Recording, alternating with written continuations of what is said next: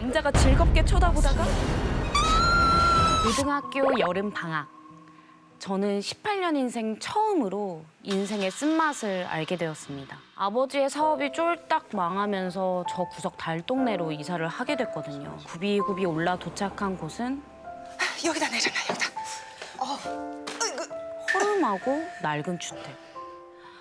건너편에는 떡하니 공사장까지 보이는 정말 우울한 곳이었습니다. 엄마, 우리 진짜 여기서 살아? 잠만 말고, 응? 이거 다 가져다 놔. 우리 다시 이사 가자. 여기서 어떻게 살아? 아유, 됐어. 아이고, 언제 채들래? 제가 쓸방이라길래 그래도 조금은 기대했는데 웬걸? 벽지에는 곰팡이가 잔뜩 피어 있는 거예요. 쿰쿰한 냄새에 뭐야?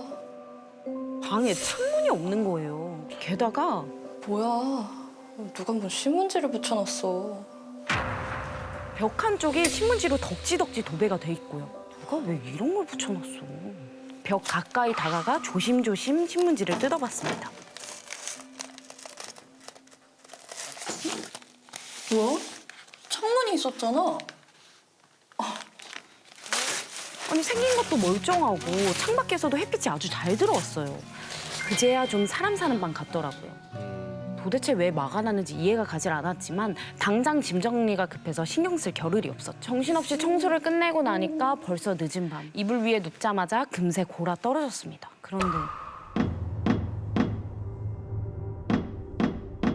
단잠을 깨우는 소리가 들렸어요. 시끄러워. 어찌나 크게 울리는지 방 안에 진동까지 느껴지더라고요. 결국 참다 못해 몸을 일으켰습니다.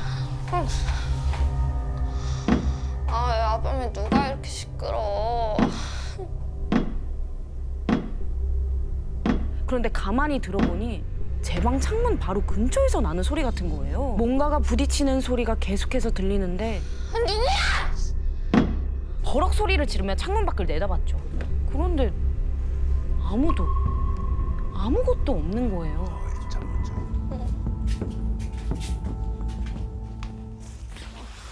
또다시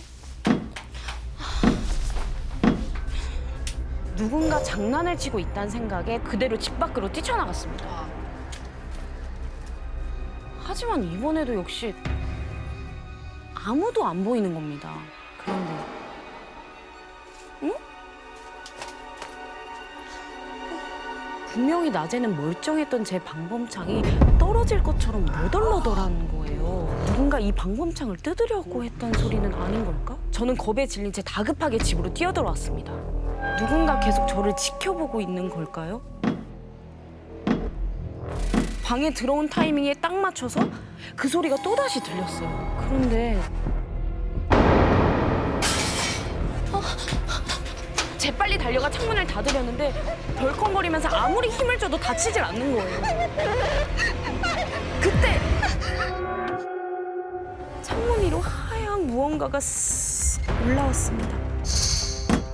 안전모를 쓴 남자가 창틀에 붙어서 머리를 박고 있었던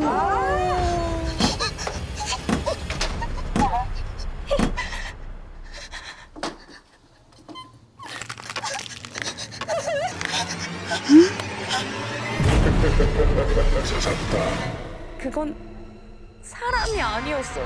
도망치고 싶었지만 몸이 꿈쩍도 하질 않고 그런 제 모습을 남자가 즐겁게 쳐다보다가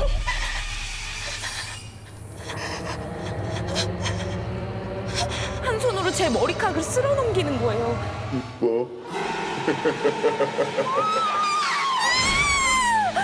저는 그대로 기절하고 말았습니다. 눈을 뜨자마자 저는 급하게 신문지부터 찾았어요. 다들 나랑 똑같은 거 같던가.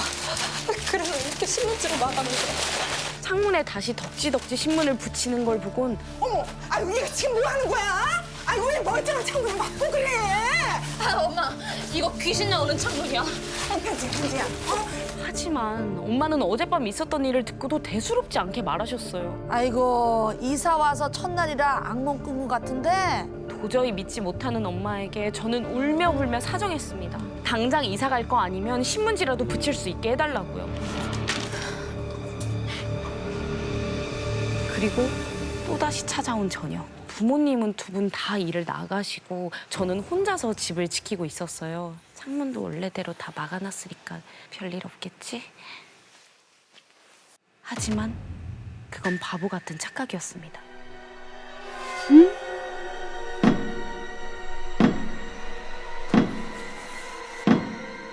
창문 밖에서 또 그 소리가 들려오는 거예요. 반복되는 소리와 진동에 저는 미칠 것만 같았어요. 결국 그 길로 집을 뛰쳐나갔습니다.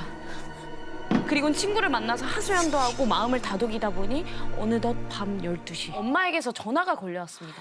빨리 들어오라는 거겠지. 엄마, 나 지금 가는 길인데 왜? 현지야. 엄마가 화는커녕 넋이 나간 듯 횡설수설하는데 무슨 말인지 당최 알아들을 수가 없는 거예요. 엄마 무슨 일 있어? 그냥 천천히 제대로 좀 말해봐. 나도 봤어. 엄마도 왔어 이거. 엄마가 믿기 힘든 얘기를 전해줬어요. 그러니까 1시간 전 퇴근한 엄마가 제 방에서 마늘을 까다가 아이고 좀 매워. 아이고 창문 좀 열어야겠다. 아휴 얘는 이런 말 왜 붙여? 아이고. 창문을 활짝 열었다는 거예요. 이게 뭐?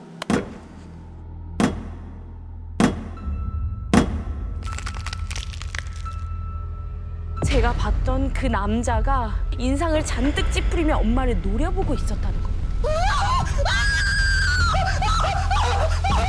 그리고 아빠가 들어오자 거짓말처럼 휙 사라졌다면서요. 이 집에 귀신이 붙어 있는 것 같아. 엄마는 벌써 무당을 불러다 기도까지 했다면서 빨리 집에 들어오라고 재촉했어요. 무당이 저를 꼭 봐야 한다고 말했다고 말이죠. 저는 서둘러 집으로 향했어요. 그런데 근처 골목에 들어선 순간부터 자꾸 희미하게 창문 밖 그 남자의 소리가 들려오는 거예요. 차마 고개를 돌리지도 못하고 앞만 보며 빠르게 걷는데 집 바로 앞에 있는 코너를 도는 순간 창문에서 봤던 남자가 집 앞에서 저를 기다리고 있는 거예요. 그리고 양팔을 크게 벌려서 저를 껴안으려는 듯 가까이 다가왔습니다.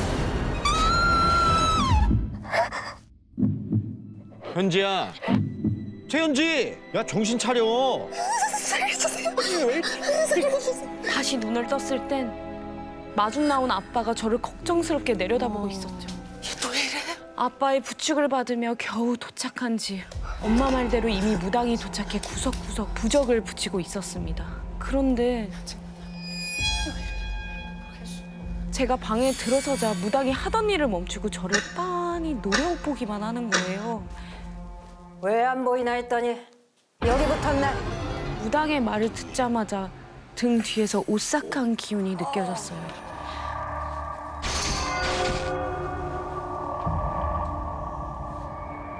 오지 마! 죽고 싶어 환장했어? 저는 그제야 무당이 저를 꼭 봐야 한다고 했던 이유를 알게 됐어요. 진짜 그랬구나. 집에 지방령이 붙은 줄 알고 다 찾아봤지만 도무지 안 보여서 저를 찾아갔구나 생각했던 거죠. 제사 지낼게요. 제가 어떻게든 돈 마련해 볼 테니까 제사 좀 지내주시오. 어허, 딸내미 제물로 바치고 싶은 게야? 제 등 뒤에 붙어있던 것은 다름 아닌 몽달 귀신.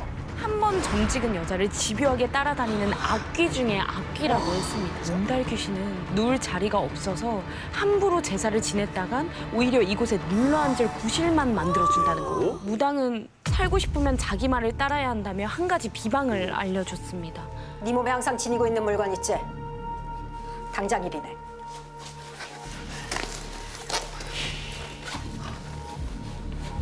저는 다급하게 친구들과 나눠 가졌던 우정 손수건을 내밀었습니다. 총각 귀신에게 제사보다 필요한 건 처녀의 채취가 묻어있고 매일 들고 다니는 물건이라면서요. 그리고 무당을 따라 골목으로 나간 저희는 손수건을 부적과 함께 태우며 간절하게 기도했습니다.